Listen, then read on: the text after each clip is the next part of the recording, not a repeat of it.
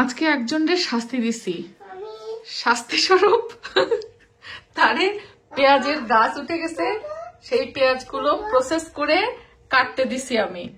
এখন এই গাছ ওঠা পেঁয়াজ তো ফেলাই তো দেওয়া যাবে না, এখন কি করণীয়? যেহেতু গাছ হয়েই গেছে, এটাকেও কিন্তু এই গাছগুলোও কিন্তু মানে খাওয়া যায়, তরকারিতে দেওয়া যায়, কোনো ভাজি টাজি করলে দেওয়া যায়।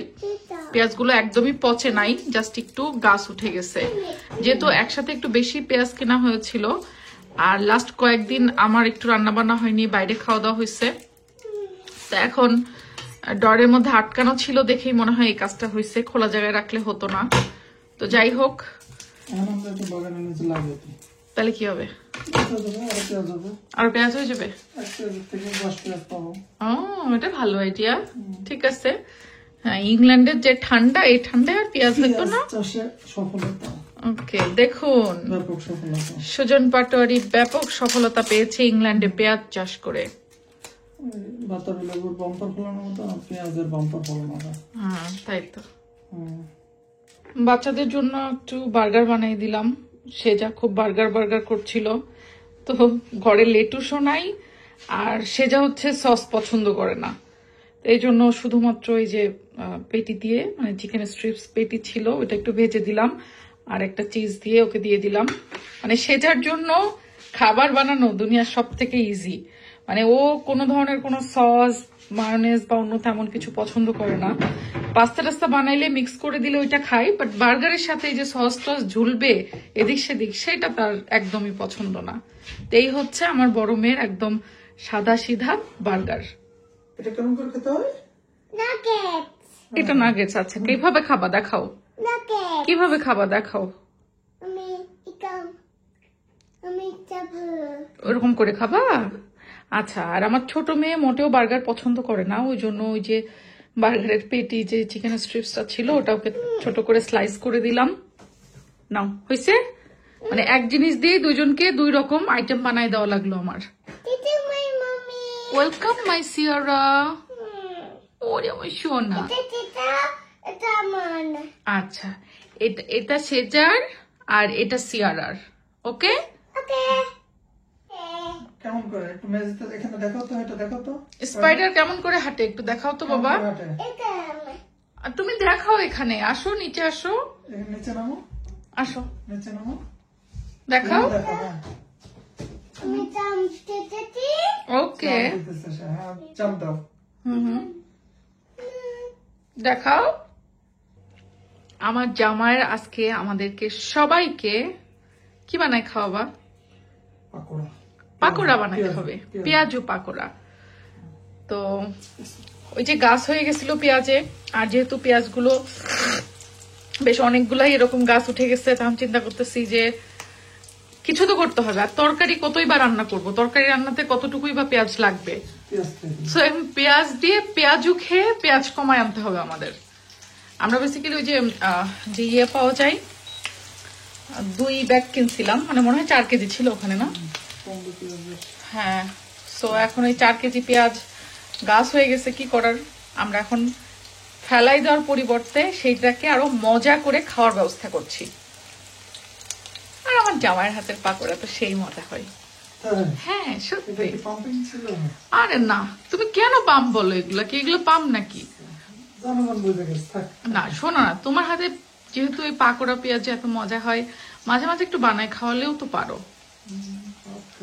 এখন থেকে আমার বাসায় এইসব ভাজা পোড়া বানানোর দায়িত্ব আমার জামাইয়ের।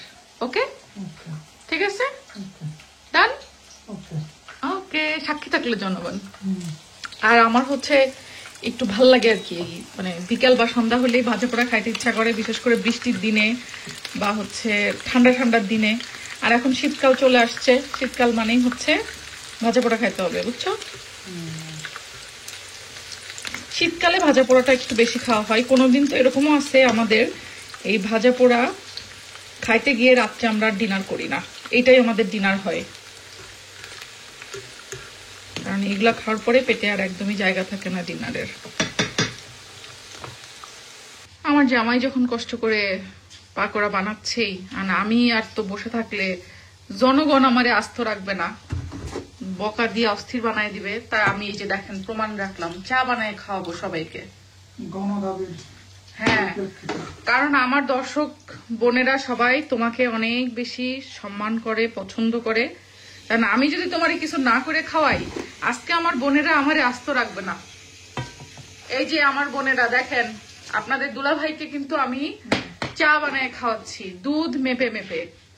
আর আমি কিন্তু দুধে কোনো পানি দেই না, কোনো ধরনের কোনো মানে ছল চাতুরি নাই, একদম পুরা সম্পূর্ণ দুধের ঘন করে জ্বালানো চা আজকে আপনাদের ভাইয়ার জন্য আমি বানাচ্ছি।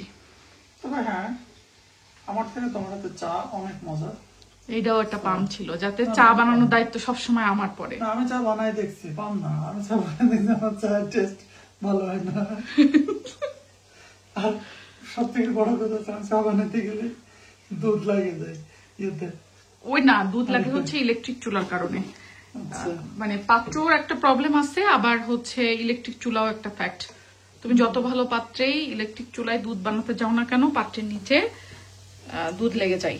বাট গ্যাসের চুলায় এই প্রবলেমটা অনেকাংশেই কম হয়। হ্যাঁ তাই তো, আমাদের আগের বাসায় কিন্তু আমরা এই সেম পাত্রে আমরা চা বানাতাম আগের বাসায়, দুধ লাগতো না।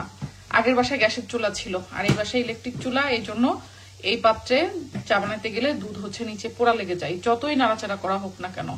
এটার সমাধান কি বলেন তো আপুরা? কোনো ওয়ে জানা থাকলে একটু কমেন্ট করে জানাবেন তো। ওইটা বললো মুরগির চামড়া, খোদা যেন মুরগির চামড়াই হয়। কি ফেসবুকে ওই কত কিছু দেয় হোটেল রেস্টুরেন্টে, সে তো হলো। আপনার নামে এত প্রশংসা করলাম যে আপনার হাতের পাকোড়া সেই মজা, আপনি কি কামটা করলেন দেখেন তো, আসেন তো দেখে যান। পুরো ফেলেছ? আমি পুরো ফেলছি, আমি এসে এটা তুলছি, উল্টাইছি, আর এটাও আমার দোষ।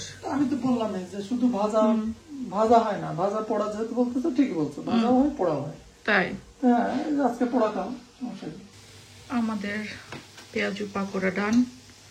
ওয়াও, খুব সুন্দর পোড়া পোড়া পাকোড়া হয়েছে, মাশাআল্লাহ। এই ক্রিস্পি গুলো খাইতে কিন্তু বেশ মজাই লাগে। এই জন্য আমি করলাম। আচ্ছা, এই জন্য আপনি পোড়া পোড়া করছেন না? আচ্ছা, হ্যাঁ বুঝছি। মজা লাগবে। হ্যাঁ হ্যাঁ, মজার জন্য, ঠিক আছে, সমস্যা নাই, বুঝছি। আর এদিকে আমার চায়ের জন্য দুধ বলক উঠে গেছে প্রায়। বিসমিল্লাহ, চা পাতি দিয়ে দিলাম। আমার চাও এদিকে রেডি হয়ে গেল। আজকে সেই মজার একটা নাস্তা হবে আলহামদুলিল্লাহ। ঠান্ডা ঠান্ডা বিকালে হুম, গরম গরম চা আর গরম গরম পাকোড়া, ওহ সেই স্বাদ। হ্যাঁ, জমে ক্ষীর। ওরে বাবা, এই হচ্ছে আমাদের মজার নাস্তা পানি। আমার জামাই আর আমার যৌথ কম্বিনেশনে বানানো সেই স্বাদ আলহামদুলিল্লাহ।